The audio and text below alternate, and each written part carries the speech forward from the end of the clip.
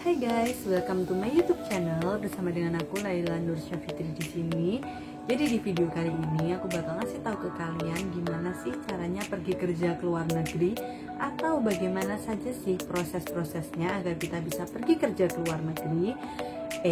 Tapi sebelum video dimulai jangan lupa yang belum subscribe klik tombol subscribe. Terima kasih.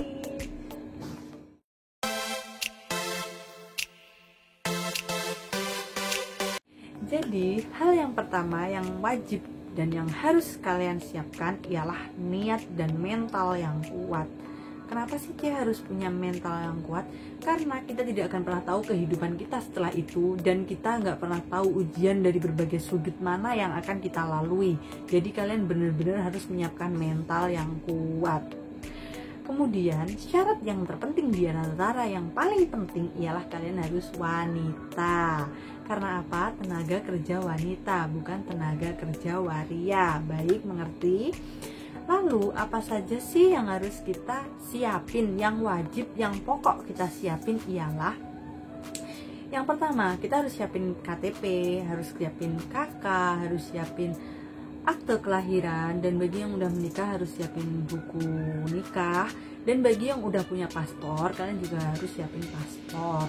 Lalu setelah itu semua terkumpul, kita pergi kemana sih? Atau prosesnya gimana sih? Oke, setelah semuanya terkumpul, kita baru pergi ke PT terdekat atau PT yang memang kalian pengen masukin, atau ada teman kalian yang udah pernah masuk ke PT tersebut. Setelah itu semua terkumpul, kita sudah ke PT, kemudian kita mengisi formulirnya. Setelah itu kita akan mengikuti prosedur dari PT-nya. Dalam tanda kutip, setiap PT itu memiliki prosedur yang berbeda-beda. Jadi ini berdasarkan dari pengalamanku dulu waktu pergi ke Hong Kong, waktu pergi proses kerja ke Hong Kong. Setelah itu semua selesai, kemudian baru ada panggilan medical. Besoknya aku baru medical. Setelah medical nggak langsung pergi ke sekolah, nggak. Jadi aku nunggu dulu selama satu minggu, baru ada pengumuman keluar hasil medikalnya itu antara fit dan unfit. Alhamdulillah dulu aku fit, jadinya aku bisa langsung pergi ke sekolah. Di sekolah itu ngapain aja sih, Jadi di sekolah itu kita bakalan sekolah bahasa, dan bahasa yang paling pokok yang digunakan di Hong Kong ialah bahasa Kantonis. Tapi jangan sedih bagi cece-cece yang udah pernah ke Taiwan ataupun Singapura, karena itu bisa sedikit membantu kalian dengan bahasa Inggris dan bahasa Mandarin kalian. Karena ya banyak juga yang mencari atau majikan yang emang cari yang bisa bahasa Mandarin atau bahasa Inggris gitu. Jadi setelah itu kita bakalan mengikuti prosedur PT-nya. Setelah masuk hari pertama sekolah, jadi aku langsung foto yang posenya seperti ini. Itu buat ID card kita. ID cardnya buat apa sih? ID card itu buat pemasaran kita ke luar negeri, tapi bukan pemasaran organ dalam atau ginjal ya, tapi pemasaran kita agar kita dapat employer dari luar negeri, terutama Hong Kong. Lalu gimana sih kalau buat cece-cece yang udah pernah ke luar negeri, terutama Hong Kong? Bagi cece-cece yang udah pernah ke Hong Kong itu nggak perlu lagi sekolah karena memang udah bisa bahasanya. Jadi kalian bisa tunggu di rumah aja, tunggu di rumah. Nanti kalau misalnya ada panggilan interview atau apapun dari kantor, bisa langsung datang ke kantor begitu.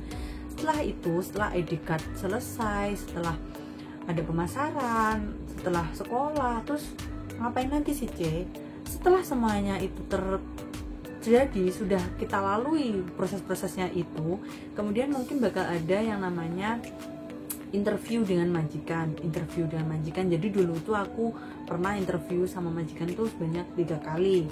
Yang pertama itu interview bagi bayi yang baru lahir, tapi belum rezeki aku. Mungkin mukaku yang belum menikah ini belum menikah guys, jadi mukaku yang belum menikah ini belum meyakinkan mereka kalau aku bisa ngurus bayi baru lahir, jadi belum rezekinya, jadinya belum jadi ngambil aku.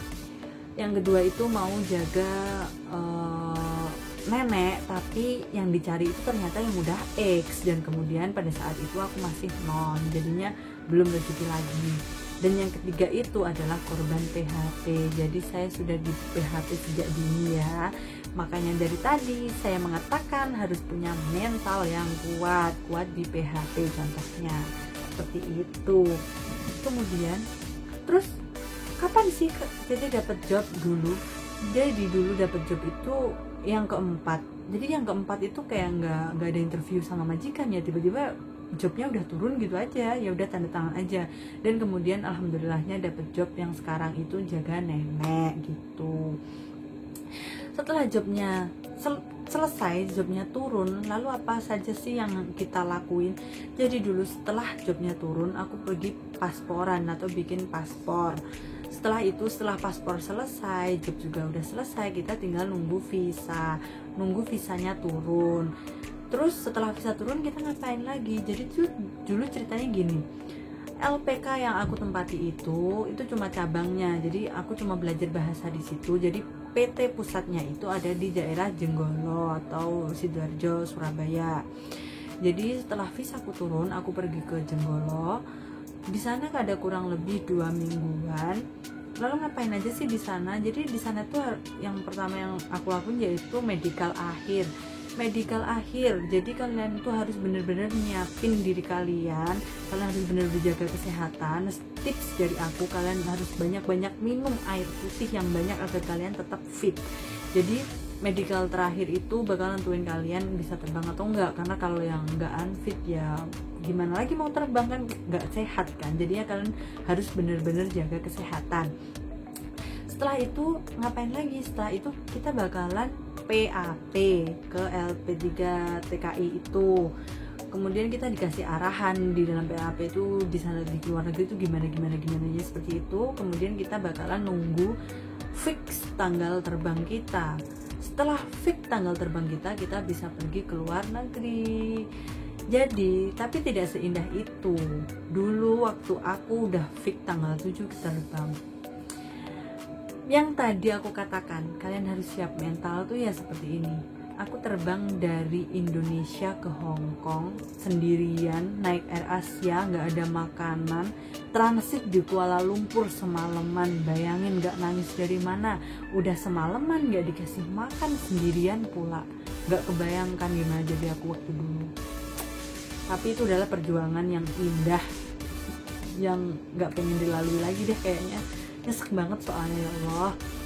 Kemudian aku terbang tanggal 7, transit di Kuala Lumpur semalam sampai tanggal 8 sore itu baru nyampe di Hong Kong. Kemudian nyampe di Hong Kong tuh aku bener-bener nangis karena speechless aja udah nyampe Hong Kong sendirian, telah melalui berbagai hal yang gak terduga sebelumnya. Terus setelah di bandara Hong Kong kita mau ngapain aja sih, Jadi di bandara Hong Kong nanti ada pengecekan imigrasi lah, pengecekan paspor dan sebagainya. Lalu ada dari perwakilan agen kita bakalan jemput kita di bandara. Setelah kita dijemput, kita bakalan dibawa ke buildingnya atau tempat tidur sementara kita ya, selama kita masih ada proses lainnya. Jadi dulu aku waktu tanggal 8 sore itu aku langsung pergi medical di luar negeri. Jadi di medical lagi di luar negeri itu, di medical lagi. Kalau nggak fit ya kita bisa dipulangin lagi. Jadi bener-bener jaga kesehatan kalian. Jadi setelah medical baru mandi, makan, tidur, dan tidur pun itu udah kayak tongkol dijejer, ngerti nggak? Tongkol yang bener-bener ikan asin dijejer-jejer gitu, saking banyaknya orang dan tempatnya tuh cuma, ya ampun, pokoknya pengalaman yang sebenarnya nggak pengen diulangi lagi. Setelah itu besoknya baru pergi PAP ke KJRI Hong Kong. Pergi PAP ke KJRI Hong Kong itu nggak semua agensi ya, maksudnya nggak semua agen itu pergi PAP ke KJRI, tapi kebetulan aku dapat agen yang harus pergi PAP. Kemudian pergi PAP, kemudian setelah pulang dari PAP itu kita bakalan bikin KTP Hong Kong. Jadi kita harus dan wajib banget punya KTP Hong Kong. Tapi KTP Hong Kong itu biasanya bakalan selesai dikerjainnya 1 bulan kemudian. Jadi kita masih dibawain kayak fotokopi sementara gitu. Karena apa? Karena kita tuh setiap mau kemana-mana ataupun kalian ke toilet pun kita tuh harus wajib bawa identitas atau KTP. Karena ya kalau nggak bawa identitas kita dikira kaburan atau bisa kita berurusan polisi di sini, amit-amit jangan bayi, jangan sampai ya. Tapi emang begitu yang terjadi. Setelah itu baru besoknya aku dijemput sama majikan. Jadi dari building itu aku pergi ke agen terdekat dari rumah majikan, jadi dijemput majikan dan mulailah dihitung bekerja. Jadi selama proses sepanjang ini kalian tuh harus sabar, banyakin doa, banyakin tawakal sama Allah, minta sama Allah semoga rezekinya dikasih majikan yang baik. Dan alhamdulillah majikanku baik banget, jadinya aku betah di sini.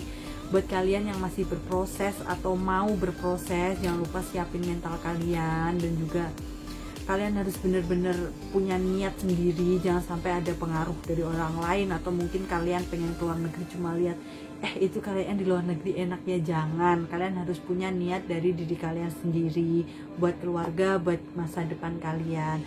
Jangan lupa semangat, dan juga semoga kalian yang ingin berproses bisa sukses dalam berprosesnya. Dan semoga video kali ini bisa menginspirasi ataupun memberi informasi bagi kalian semua. Dan terima kasih bagi yang sudah menonton. Sampai bertemu lagi, bye bye.